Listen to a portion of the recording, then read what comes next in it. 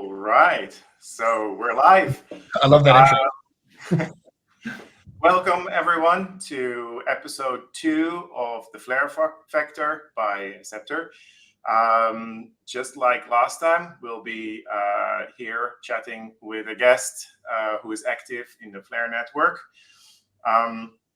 In this case, it will be Josh from Rainlang. I'll give him a second to introduce himself.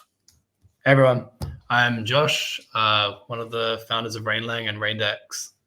And yeah, we've been working on Flare for the past few months. So thanks for having me. Thank you, Josh, for joining us here. I think we will have some interesting stuff to talk about, and I think a lot of new functionality for a lot of users, because certain things that are I think missing currently still in Flare are actually handled by Raindex. At least that's what I've noticed. Awesome. All right, so before we begin, we will first have a little overview of the projects.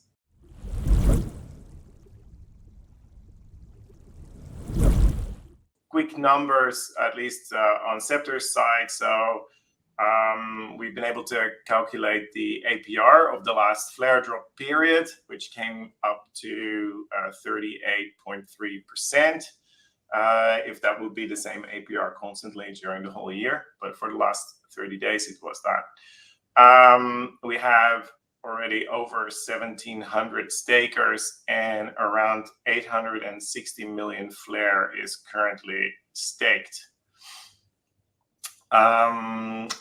A quick note: staking, as most of the listeners hopefully aware, is open only during a 7-day period, and this period will end on the 14th at 12 o'clock UTC, and we will only reopen staking on the 7th of October at 1400 UTC. Quick overview of what we are working on right now. So one of the things we're working on is to actually enable that staking also during that currently closed window, and we will call that buy-in staking, which means that you buy into the Flare drop. This is to prevent double dipping and such at the expense of the community. We are expanding what you can see of the rewards that come in to the protocol, and we are working closely with several partners to get S-Flare incorporated into their various products. Josh, do you have some updates for us on the various products you're working on? Yeah, so we launched earlier this year, and we've been helping people write strategies in Rainlang, teaching people Rainlang. People have been experimenting with different strategies. We've been working, done a lot of improvements to the authoring experience and a lot of super sophisticated stuff. And more recently, we've been kind of turning more to the average retail user experience. So working on some cool ideas, which I can show in a bit, about getting strategies up easier. So if somebody else has gone and written a really cool strategy, you can basically copy trade it with a few clicks. That sounds cool. Yeah. Anything else on that front? We'll discuss a lot later on. So yeah, we can get into it all.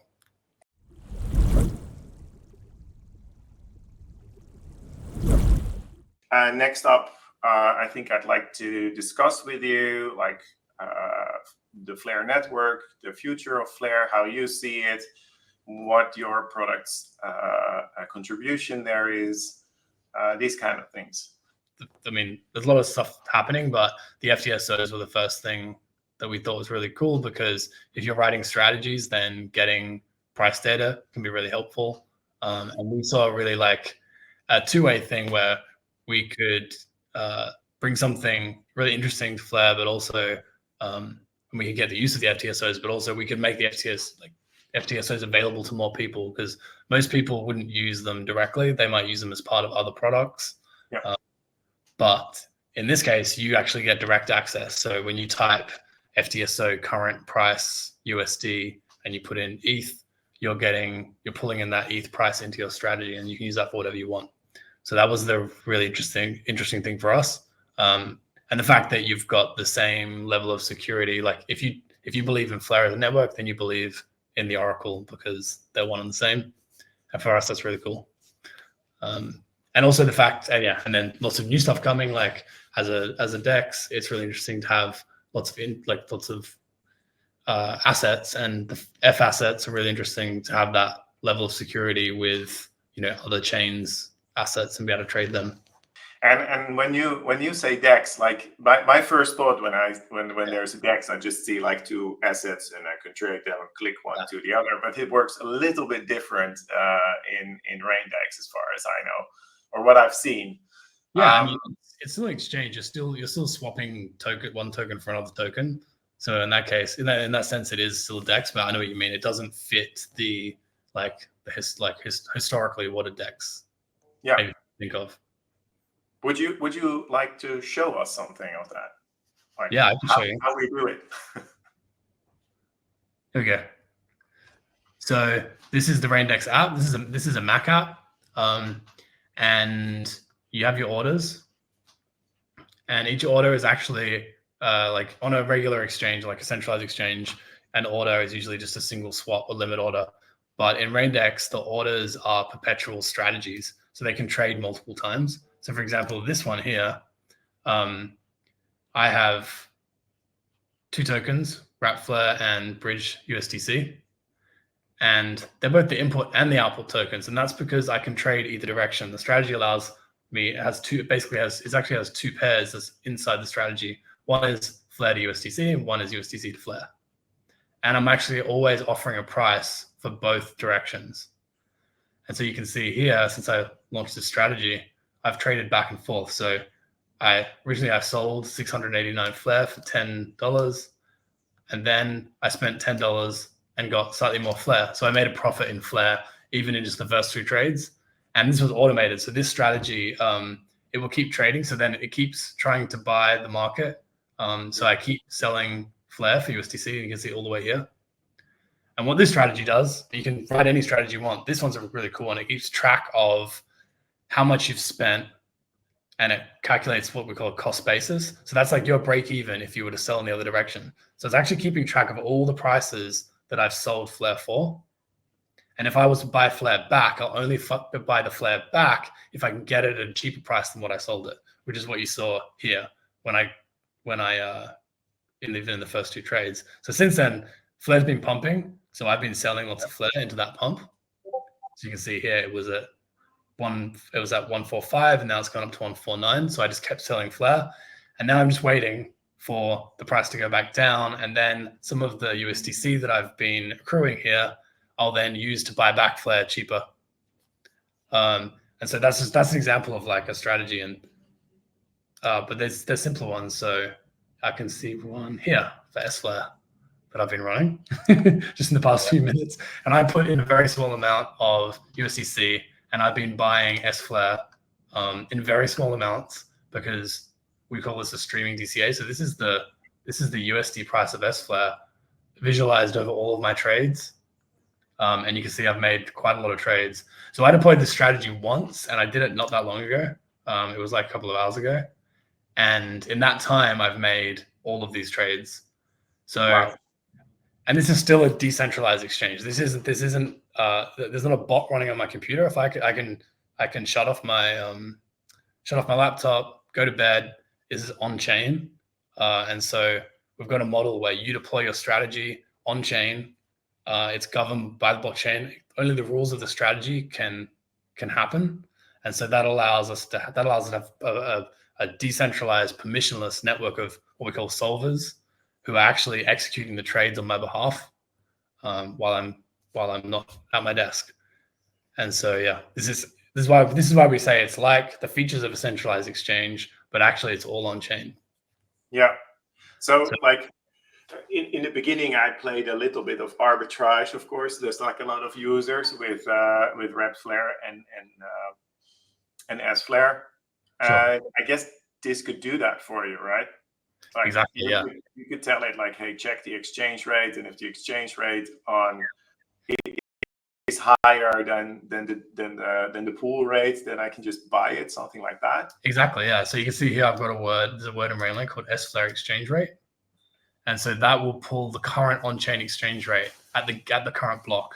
So I can write into my strategy and I could write that logic. This is more complicated, but that logic you've just described, you could write in a couple of lines, and you could deploy that. And again, yeah, it would just be automated. You top up your vault with some Flare, and then you would buy.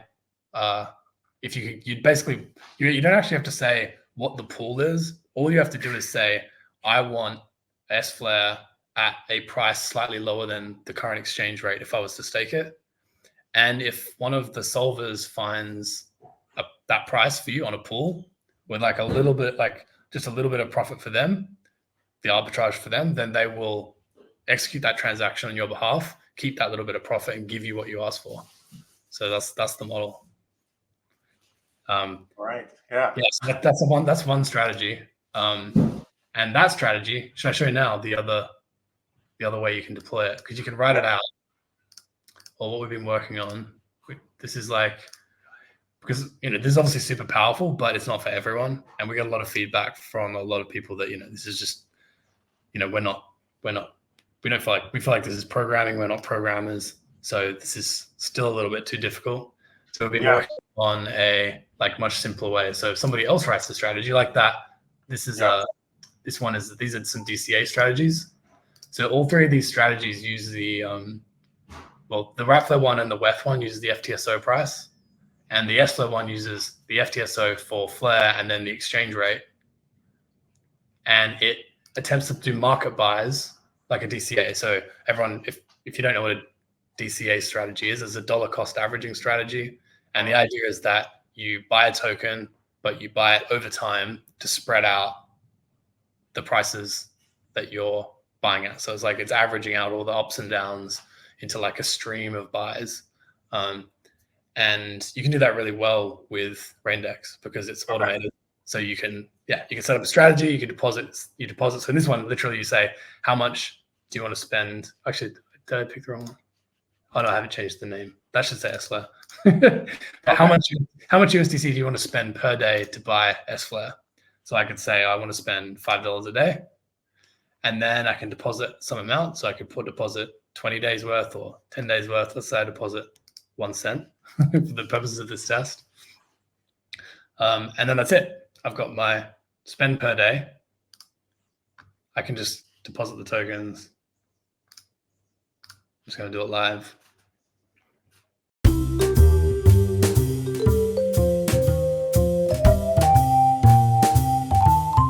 All the wallets in there. Exactly, yeah. So yeah, your strategy's live. So then I can track the strategy, and if it's already updated, I should see it here. So here's the strategy I just deployed, and it's already traded.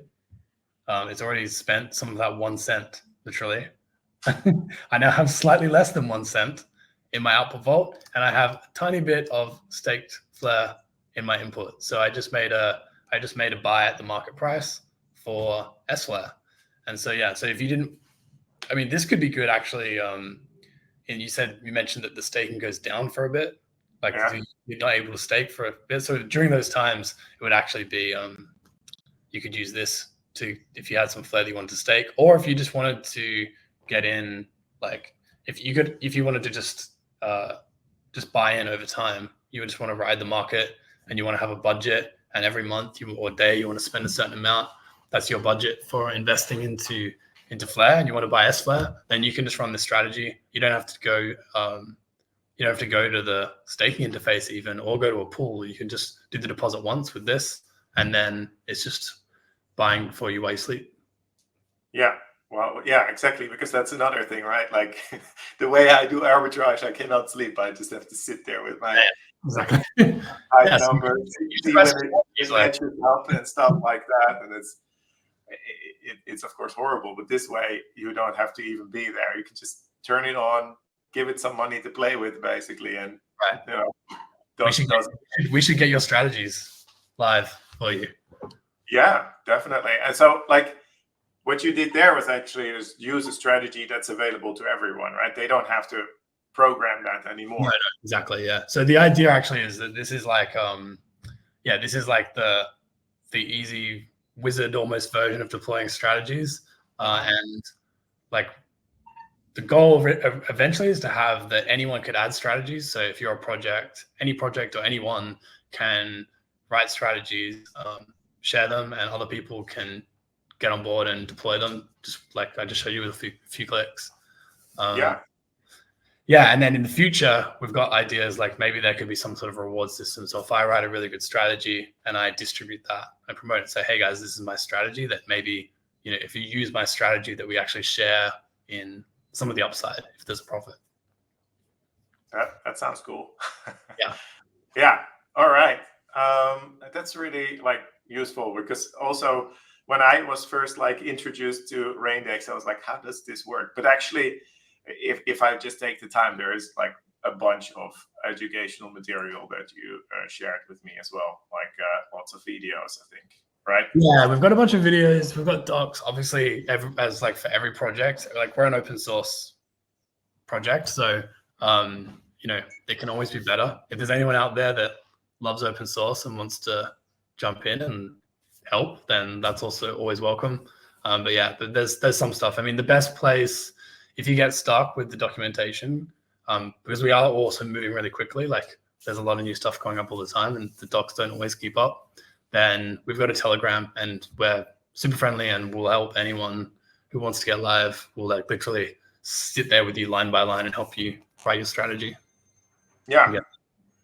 So with that in mind, like now that we spoke about like the trading, would there be other like types of strategies that you could have? Maybe they don't exist yet, but like I probably already mentioned this to you somewhere in private. Like, would it be possible to tell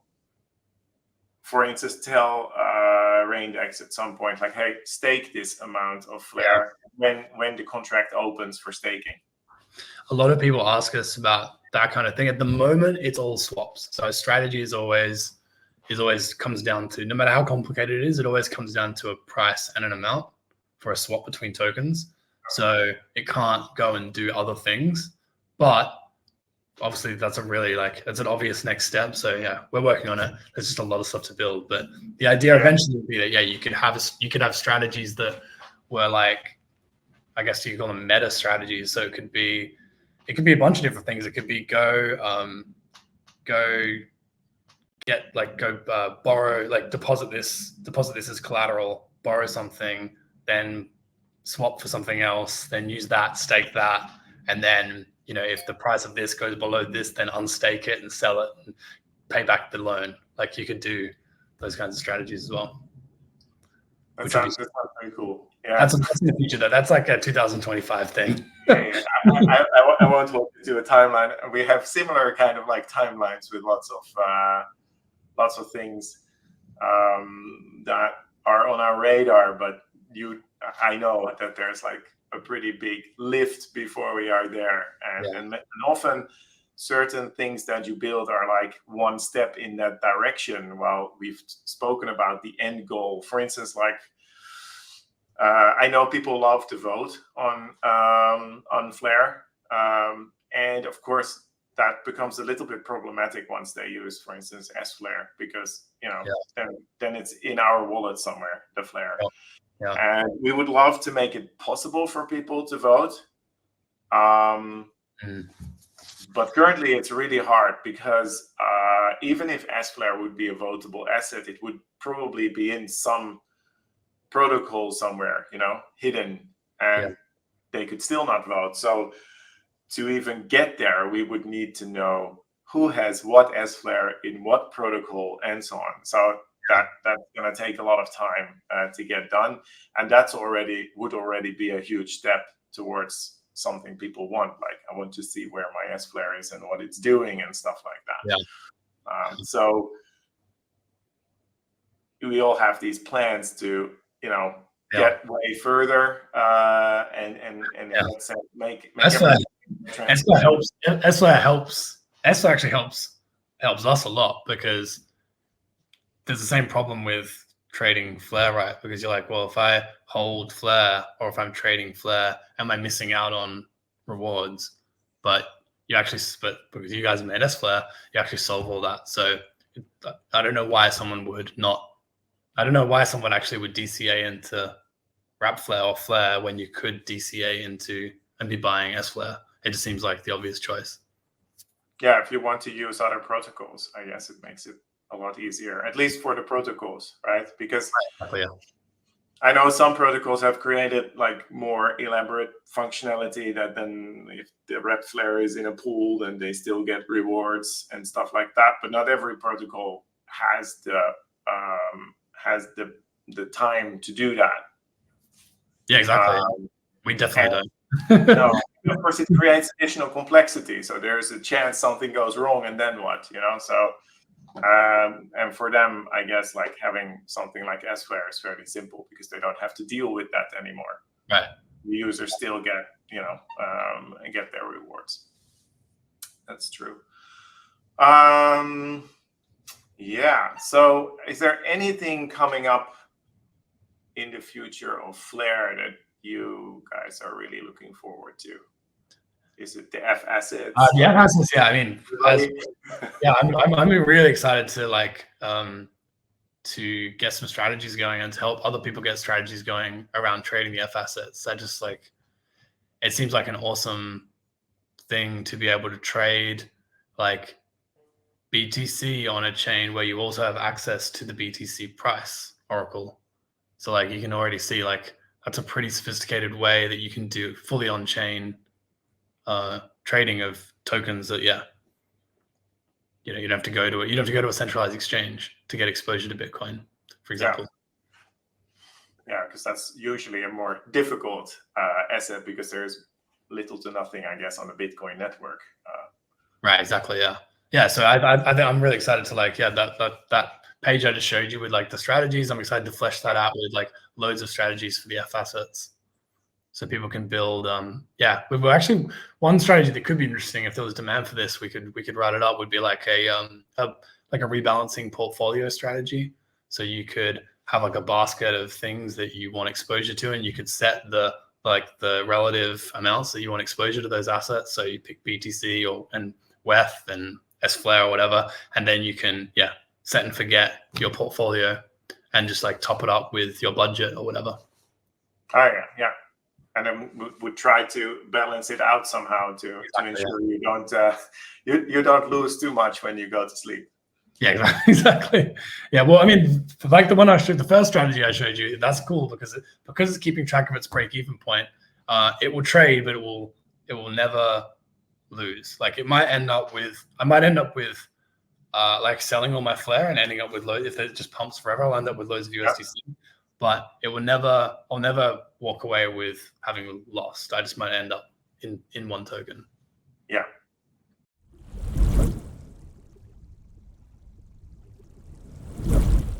Do drops and other rewards still come in somehow when you have wrapped Flare in a vault? Or if it would make more sense to use staked Flare for these kinds of strategies? Yeah, so I mean, we kind of just talked about this.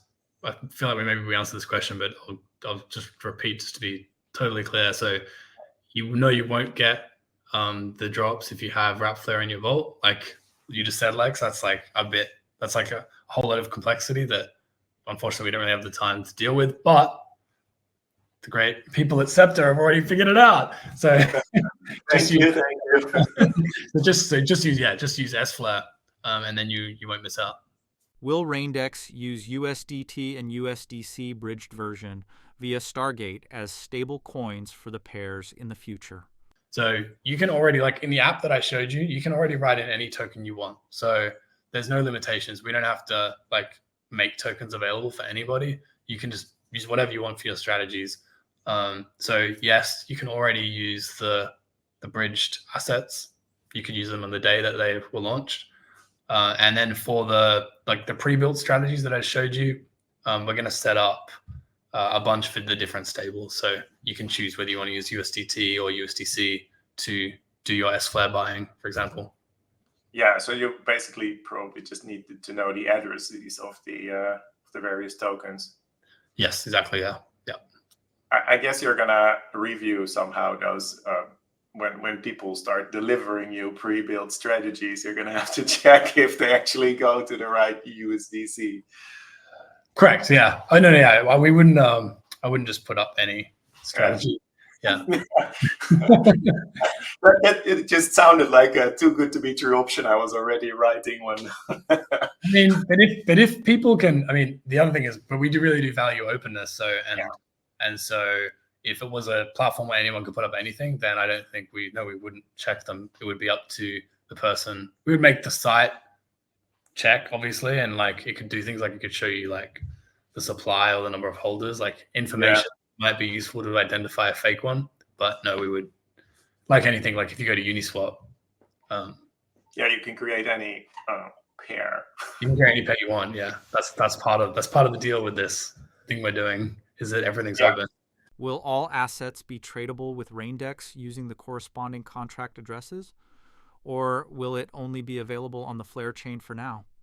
Your strategy goes on a chain. So if your strategy is on Flare, then you only can trade tokens that are on Flare. So you'd have to make sure that the contract address you're using is a real token on the Flare network. There's no, so far, we don't have cross-chain strategies, but we do. I know where this is a Flare stream, but yeah, we are on other chains. So, but yeah, you need to make sure that your whole strategy is on that other chain. Yeah. So just to be clear, I think you can run strategies on Flare while also running strategies on other networks. Correct.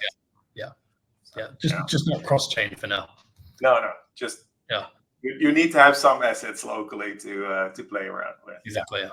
When staking phase 3 goes live, will there be staking rewards and delegation rewards that can be earned simultaneously? All right. So already, like simultaneously, they can both be earned by Sceptre, but they cannot be earned for the same Flare, because currently you have delegation rewards on the C chain and staking rewards on the P chain. So, and that Flare needs to be in one or the other. But of course, like we do want to extend to different chains, to the chain. So like we will be eventually staking on the P chain while also delegating other Flare on the C chain to ensure that the APR is somehow balanced.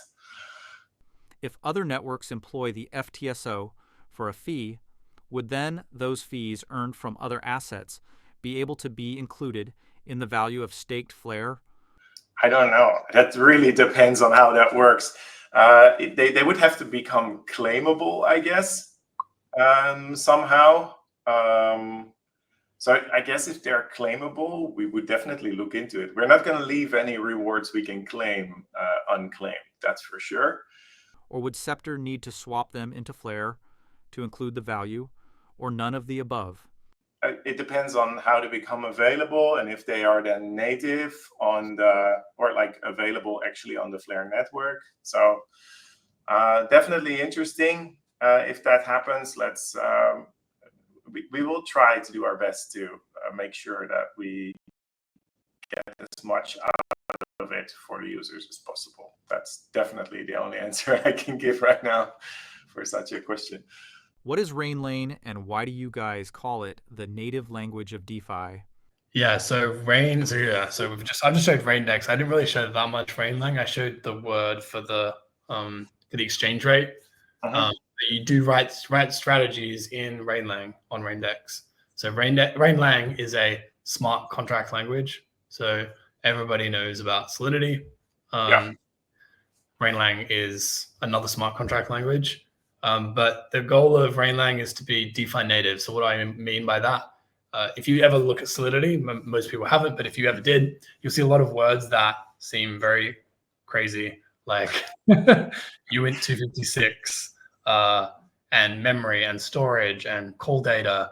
And there's a whole bunch of words in that language which are about machine level concerns. So it's about dealing directly, almost directly with the EVM itself, this kind of world computer that we have. Yeah. Lang is attempting to be at the DeFi level, not the machine level. So a word is S Flare exchange rate. That inside that word is a whole bunch of solidity that's actually happening in the background, but you don't have to worry about that. You just write S-Flare exchange rate. And it's the same for a whole bunch of stuff, like the same for using the FTSOs. You can just write FTSO current price ETH, and it will bring you the ETH price. Words for things like growth functions. So you could use them for like auctions, for example. So say you want to, in your strategy, you want to start at a high price and you want to slowly come down over time. There's a word for that. And so you don't have to write all of the inside logic. You can use the single word, set your start and your end and how long, and it will just do that auction for you. And so that's why we say Rainlang is DeFi native. But it's still all on chain. So we're also trying to create something that is permissionless to extend. So what that means is we want to have a world where this is an open source project. It's not like we're not trying to control all of the words that could exist. If someone had their own project or protocol and they want to add a word, so like say I added the S-Flare exchange rate word, but say you guys had wanted to add that, you would have to ask. Actually, it's permissionless. So you could say, hey, we want some of our community using Raindex, and they want to get the S-Flare exchange rate into their strategies. So we're going to make a word, and we're going to put that word on chain, and now anybody can use that word in their strategies. So we're trying to create an on-chain language that's permissionlessly extensible by anyone, that is at the level of DeFi, as opposed to like machine level concerns. Yeah. So it's a higher level language, basically. Exactly. How can the community use Rainlang? Yeah, so I just showed earlier I showed the app. So the app is the best way that if you want to write strategies. It's only for Mac right now, and we are working on like a Windows and Linux version. But for now, it's just Mac. So if you have a Mac, you can pull up Raindex and you can start writing strategies. And we've got a bunch of tools in there to help you debug. So you can actually write some of your strategy and then you can simulate it live. So you can see if it was live right now, what would it evaluate to? And you can get into the debugs, and we're going to add to the app. We're going to also add, like, for example, back testing. So you'll be able to put in the tokens and then run the strategy over some historical blocks, because all the data is on chain. You can do really good back testing. So you could go literally rewind the blockchain back to, let's say, 2 months ago, and then run your strategy forwards to now and see what would have happened. Would you have made a profit? Obviously, that's not a predictor. And I'm going to cry all the time. It's not a even if it was profitable, doesn't mean it will be profitable in the future. Yeah. They're just good tools. And so, yeah, Raindex is the place if you want to write Rainlang, like the actual app. And then the web app I showed you, the one in the browser where I was hitting MetaMask, that is if you don't want to write Rainlang, but you just want to deploy, get on board with some strategies that other people have written. All right. So two ways. One is the easy way, I guess, if you're happy with the strategy that already exists and has been deployed. And then another one if you feel like lucky and you want to write it yourself. What other kinds of things can you build? Are you guys working on anything with Rainlang? Yeah, there's always a lot of ideas going on. So the DEX is obviously the first thing we focused on, but once you have a DeFi native language, you can build a whole bunch of stuff. So we're within our ecosystem, we've got ideas, everything from tokenization and building like tokenized asset markets to using Rainlang inside legal contracts. So actually going back to right back to the idea of a smart contract. So you could have a legal contract which has a little bit of Rainlang in it, which is, we agree that you're going to pay me this much, and we have a little bit of code that shows what's going to happen. So if it says you're going to pay me in installments every month, then we have some code that actually executes that transaction on chain. So that's a pretty cool idea. Yeah. Or building a full tokenomics system. So like you can use Rainlang to define, for example, the vesting schedule for a token. So say someone did a token launch, they could write out all of the, who's going to get what over what time period. And rather than having to, use some black box Solidity contract, or write out some custom Solidity, they could really simply write it in Rainlang. And one of the big things about Rainlang is we're trying to make it easier to write smart contracts, but also we really want to be easier to read smart contracts, because when people can't read them, they just end up trusting somebody else. And the whole point of this thing is it's supposed to be P2P, right? Like it should be easier.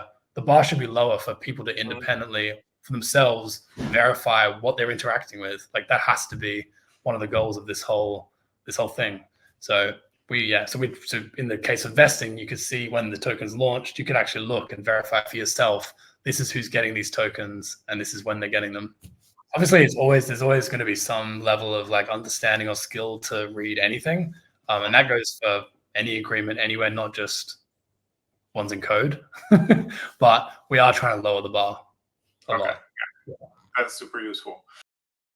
What are people currently doing with Raindex? With Raindex, people are obviously doing trading, as I showed you. So, we're also doing a lot of projects using it for market making. So market making is like, if it's done off chain, like on centralized exchanges, a lot of the time it's done with bots. So there's bots that are basically trading on the centralized exchange to keep markets liquid. But on chain, there aren't that many options. Most people market make by just adding liquidity to a pool. So that's why everyone's always incentivizing liquidity for pools, because you need that on-chain liquidity, especially for tokens that aren't on a centralized exchange. But we're seeing projects are using Raindex to provide liquidity, because you can provide liquidity in a way smarter way. So anyone who's provided liquidity on like Uniswap, for example, knows about impermanent loss. So basically, as soon as you add liquidity to the pool, you start losing money, and the more the price moves, the more you lose. So the strategy I showed you before is trading back and forth. It's providing liquidity, but it's a trading strategy, but also it works great as a market making strategy because it's keeping track of its own break-even point.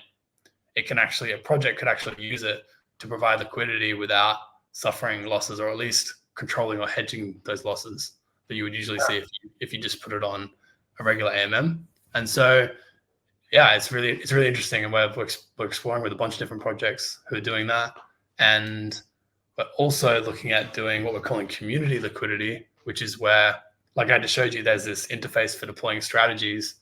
The project can say these are the different liquidity strategies, and individuals, rather than just like getting an LP position on Uniswap and getting incentives for that, they could actually pick a strategy which more aligns with their own goals. So if you were like, your strategy could be, your liquidity strategy that you choose could be like more centered around accruing the token, in which case that's liquidity, like you're willing to buy the token. So you can say, I'll buy the dips. And somebody else could say, well, I want to buy the dips here, but then I've got this like sell price in mind. So that's okay. You're going to provide the quick sell liquidity at that price range. And so you could actually have like community liquidity, where the liquidity is spread out across the community. They're all getting incentives, but they're all actually able to make individual choices about how they want to provide liquidity that's more bespoke than just like, putting a position on a pool. Yeah. So that's kind of crazy. It gets pretty deep, but yeah, that's one of the really, really cool things that we're seeing emerge. Any recommendations for resources to help beginners learn Rainlang basics? Well, on the docs, I think there's a Learn Rainlang in 30 minutes page. So if you just go to docs.rainlang.xyz, and it's all there. And then the other resource is us. Like I will literally help you learn. Like where our community is growing, but it's not so big that I won't literally guide you through step by step how to get started. If you jump in our Telegram, which is also linked from the doc site, then we will absolutely help you learn.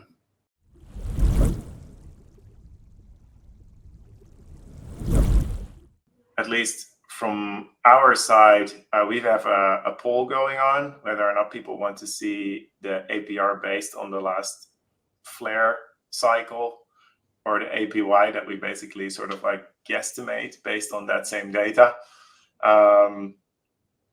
So for those people who are interested in that, they should definitely vote. Josh, do you have anything else to share? Actually, I will. One last thing that we've been working on. It actually isn't part of Rainlang or Raindex. It's a lending, a leverage protocol. We're calling it Cyclo, and we're going to be launching that really soon with more information. But it's liquidation-free lending for S-Flare. So if you have S-Flare, if you have S-Flare, you'll be able to borrow off that S-Flare without the risk of being liquidated. That sounds amazing. The basic idea. That sounds amazing. I'm really looking forward to hearing more about it. And I guess that will happen in the coming period. I don't know exactly when. I think we'll probably do a proper announcement in the next couple of weeks. Awesome. Yeah, and then maybe I can come back on with you and we can talk about that when it's up. Definitely. Looking forward to it. I want to thank Josh a lot for coming on and showing so much of Raindex and Rainlang that I now feel capable of actually going there myself and toying around with it, because I definitely enjoyed some of those. Sweet. Well, thank you so much for having me. This is fun. Thank you. And thank everybody for watching. And until the next time. Thanks, everyone. Cheers.